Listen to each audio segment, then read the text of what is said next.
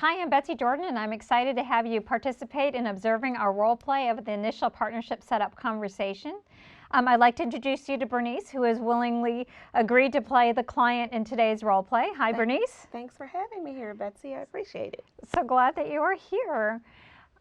So what I'd like you to do is download the worksheet that has the steps to the initial partnership setup conversation, number 1, and follow along and see if I've hit most of the steps or at least some of them. So we're going to go ahead and get started. Okay. Hi, Bernice. Nice to meet you. Hi. Nice to meet you too. Well, I'm so glad that you called me and that you are interested in a partnership with me. But before we get started, tell me a little bit about you and your company. Well, my name is Bernice Johnson, and I am the VP of Customer Service for Johnson & Johnson. And we're having problems with our customer service. Our productivity is down. And we've done everything we can with internal resources, and we just can't seem to figure out what we can do to get our customer service levels back up. Okay.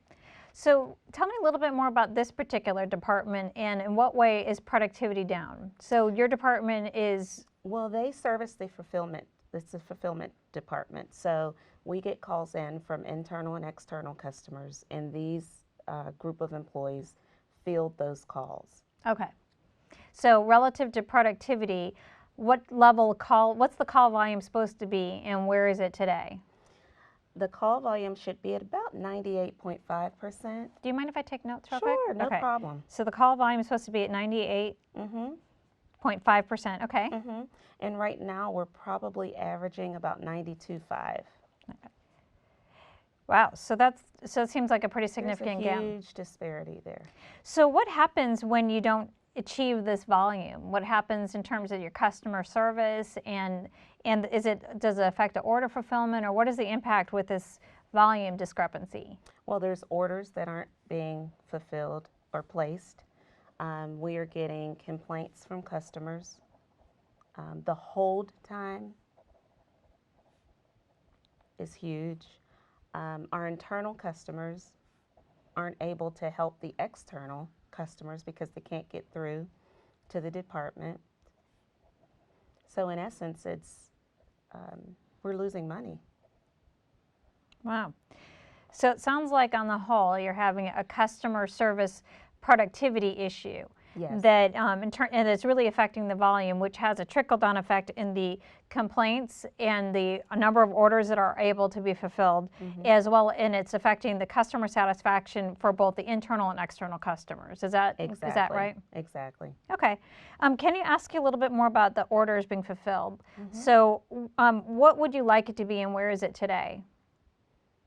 As far as the orders being fulfilled? Yeah, so what's some of the challenges that you're having with the orders? Like, is it that what the customers are ordering isn't getting to them, or is it they're not being fulfilled accurately? Well, I think because our service level, our call volume, or not the call volume, but the productivity on the floor, there's that we have a 6% gap, which means that people are not on the phones as they need to be. The calls are taking longer than they need to.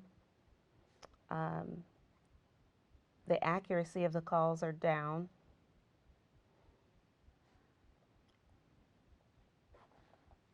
So that's how it affects the orders. And is it affecting our customers staying with you, or are you losing customers as a result? We are getting a lot of customers threatening to leave. But they haven't actually... There's probably a few that have left, but now it's affecting us because some of our large customers are on the verge of looking elsewhere. And what would be the impact if you did start to see an uptick in customer retention to the business results? How would that affect your costs? Well, I think it would help us because we have more profit, obviously, because we'd have more orders. So if we can fulfill what people are asking for initially, then they'll give us additional orders.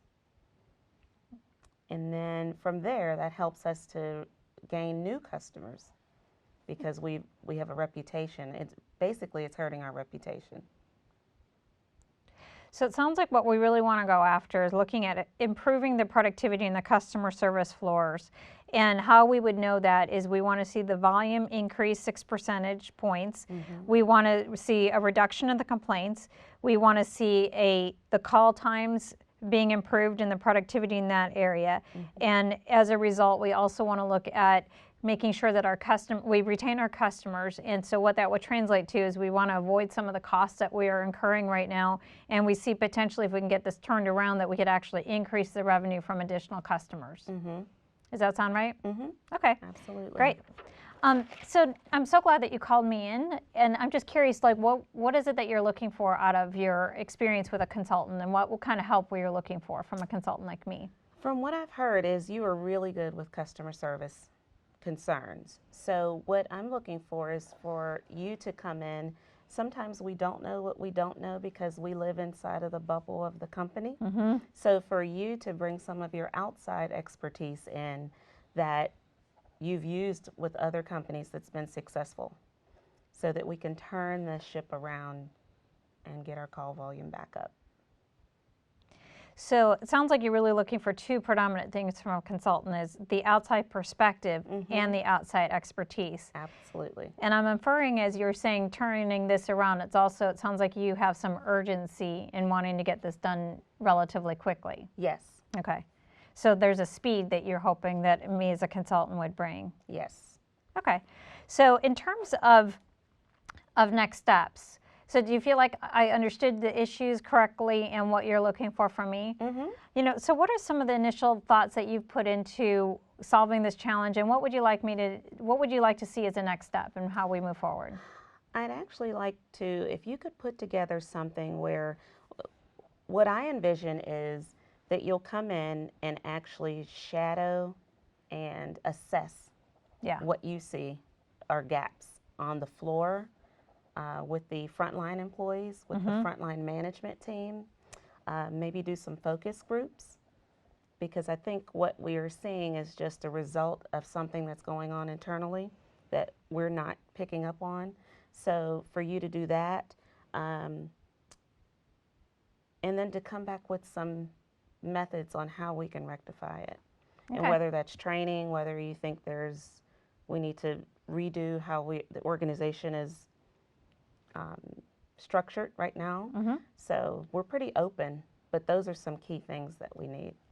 Well, I mean, it sounds like what you're thinking of is the exact right first step, because really at the end of the day, there seems that you have a gap that you're aware of, but there's all these different symptoms that you're dealing with between the order fulfillment issues and the customer complaints. So it does make sense as a first step to really get our arms around the issues, understand what they are, so we can get a clear course of action. Right. So what I'd like to do is I'd like to summarize what we've discussed in writings to make sure that we're on the same page, and then I'll put some thoughts into some of the next steps. Okay. So I'm available. I'm looking at my calendar next week, either Tuesday at 3 or Friday at 10. Which of those times work best for you? Let's say Friday at 10. That Okay. works. All right, so I'll come back Friday at 10 and we will review and discuss all the next steps. Okay. Great. So when you come back, is that when you've put everything together, or that's just an initial? Well, I need to go away and think Review. about it for a little bit, and then I'll come back with some ideas of next steps and how we can move forward with a partnership. Okay. But thank you so much for the opportunity to Thank you partner with so you, much. and I'm so glad for your time. Thank you. Thanks for coming in. Thanks.